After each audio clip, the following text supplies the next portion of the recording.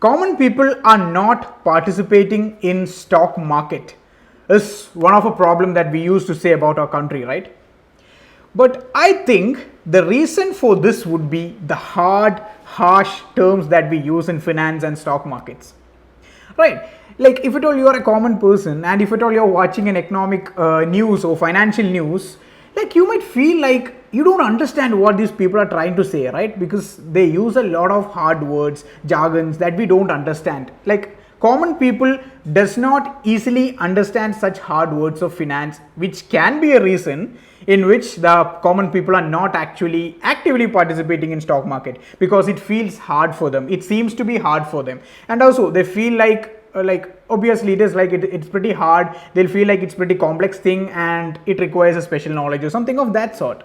But right, stock market is a place where every common man can participate. All you need should be having is a right mindset and a right knowledge or an idea, a mindset to grasp right knowledge, because everything here is simple. And I used to say, right, always keep it simple. Stock market, the mantra that I use on stock market is that always keep it simple. Like you don't complicate the things, you don't make the things complex, everything as simple. So today I will be describing about, or I'll be explaining the most commonly used terms or jargons in stock markets, and I'll be resolving it into a very simple words which is easily understood by people. So hi, this is Ken from Million Dots and welcome to my 7th episode of Basics of Stock Market series. As I've told you, today we'll be speaking about the most commonly used terms which is pretty difficult for common people to understand. So let's dive into the topic. So I have been explaining a couple of words during my previous videos and all, so I'll not be repeating that. And if at all you need to know from the start, you can have a see to my old videos. Okay, it is made I have made a playlist of basics of stock market and you can have a see to that. So today I'll be just explaining all those words which is not being repeated on my videos, very few words. I just need to make sure that whenever you encounter with those words again, you should be easily able to understand what the opposite person is trying to convey. So once again, I will be talking about the most simple and commonly used words only. I'm not going into the in-depth or complex things. So one of the most commonly used word, or maybe a pair of words, is bullish and bearish. So what is this bullish and bearish? Basically bull and bear, the two animals, right? So basically bullish means when a stock is moving upward or the price of stock is appreciating, you would say that the stock is bullish. And when a price of stock is moving downward or the price of stock is depreciating or crashing, you would say that that stock is bearish. So what is this bull and bear? How does that particular name came into? So basically bull and bear are obviously, right, the name of animals, and it is named after the attacking styles of those animals. So first one is bullish, which means that the stock is moving up, or the positive sign, or it is moving up, right? So basically, how does the bull attack? You remember, right? Bulls usually attack with their horns from downward to upward. They push from downward to upward, right? So because of that attacking style, people call the upward movement of stock bullish. And the same way bearish, which means that the stock is moving down, the stock is crashing. So do you know how bears attack? Bears will be beating with their paw from upward to downward. They'll be beating from upward to downward, which is a reason why a downward moving stock is called a bearish stock. So obviously from now, if at all you see the market is going up, you would say that the market is bullish now. And the same way, if at all you're seeing the market is moving downwards, you should say the market is bearish now. Now let us move to the other word, which is pretty similar with bullish and bearish, and one of the most commonly used thing. It is trend, right? So basically the trend of stock. So basically trend means the direction in which the stock is moving. So right, stock can move only in 3 directions, that is in upward direction, downward direction, and in sideways direction. That is it is not going up, it's not going down, it's moving in a sideways direction. So these are the 3 directions that a stock can move. So if a stock is moving in upward direction, we would say that the stock is in uptrend, or also the stock is bullish. And if the stock is moving downward, we would say that the stock is in downtrend or the stock is bearish. And if the stock is moving in sideways direction, we would say that the stock's trend is sideways, or the stock is in sideways trend. Now the next term that I am going to speak about would be regarding the fundamentals of stock. Not completely up to that, but still we used to commonly hear this particular word, that is 52-week low or 52-week high.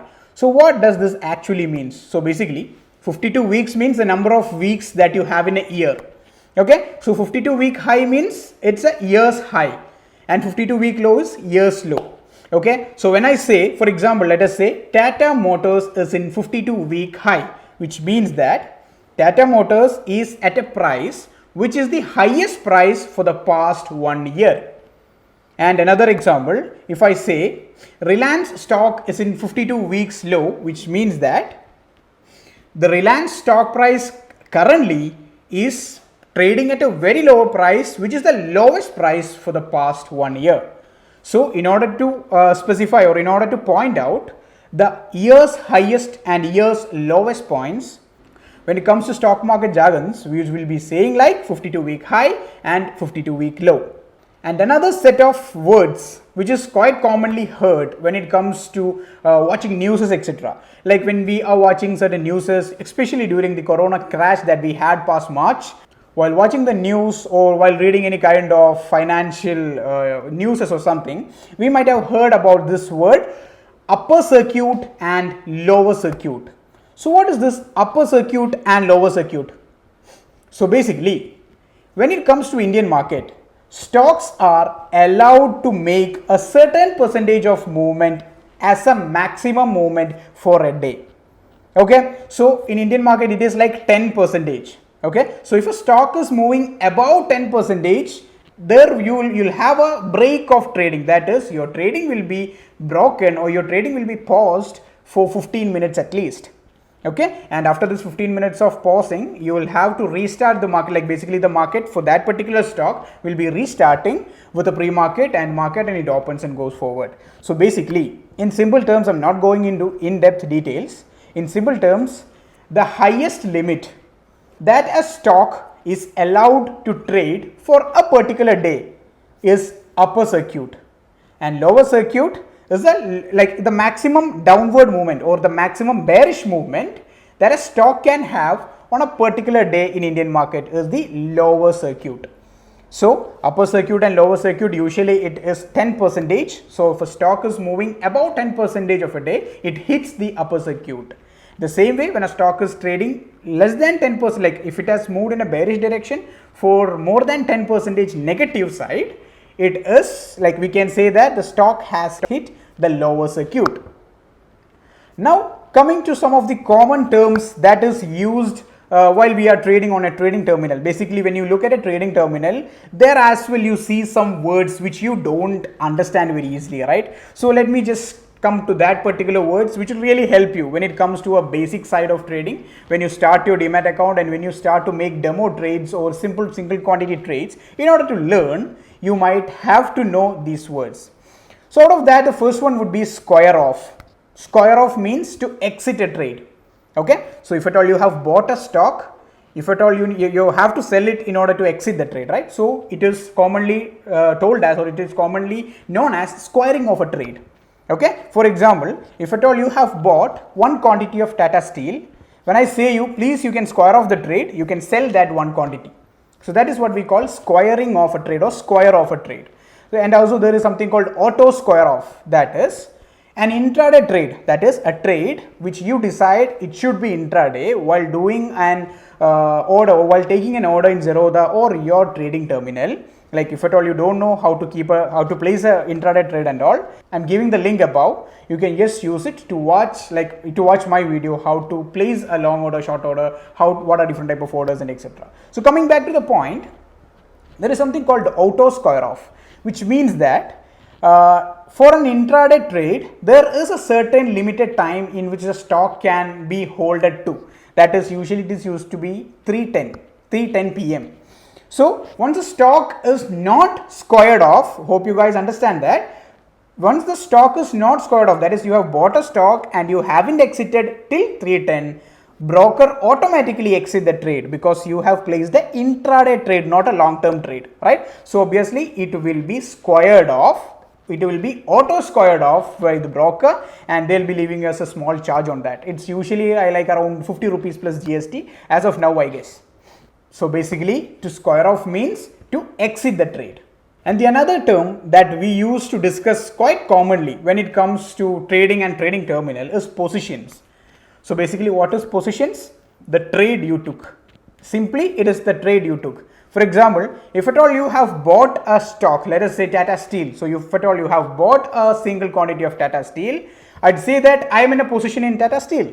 That is, I have took a trade in Tata Steel. That's it, simple. So if at all I have sold a particular stock, let's say if I have short sold this particular stock called Reliance, and I would say that I am in a position on Reliance. I am on a short position on Reliance. Regarding what is long order and short order, I have described in another video. Please have a seat to the playlist and make sure you have watched that before you watching this video. Okay. So I'd say that I'm in a long position, I'm in a short position if at all I have took a trade in a particular stock. So basically, position means I have took a trade in that particular trade. That is what it actually means. And now let us discuss about a word which you have to be sticking on, or you have to be knowing about throughout the journey of stock markets and price action. It is volume. You might have heard about it. A huge volume has been seen on this particular stock. A huge loss of volume has been seen on this particular stock, etc. You might have heard if at all you are a person who is listening to financial news. So anyhow, I'll tell you what is this volume. Volume is the number of quantities that has been traded on a particular stock. For example, let us say Tata Motors. So I bought one Tata Motors and I sold it. So it's a single trade, single complete trade, right? So the volume becomes 1. And if at all you are buying a stock from another person and selling it to another person, there is another volume adds up. So the volume becomes 2.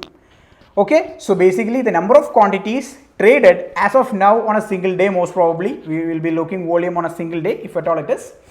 So the number of quantities traded in a single day is what we call volume. So high volume stocks are much preferred to make a trade on a day intraday thing, because you have to have a lot of participants in order to have a higher liquidity. So high volume stock usually have higher liquidity.